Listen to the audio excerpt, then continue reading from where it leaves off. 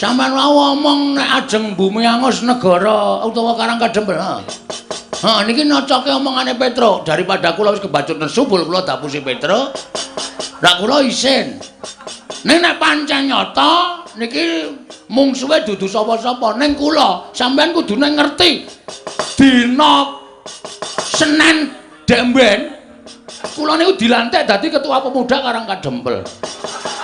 Dadi nek sampeyan ngrasani ketentremaning Karang Kadempel niku padha karo sampeyan ngilani jajane Bagong. Ngandel ora. Anakku nesu. Aku nesu ora mbelani kowe aja GR. Mbelani sapa? Mbelani bumi wutah getih kowe. Karang Kadempel ki bumi kelahiranku. Karang Kadempel ki bumi wutah getihku. Aku jejer putra bumi. Nek ana wong sing arep gawe cintrakaning bumi kelahiranku, sedumuk bathuk sing nyari bumi.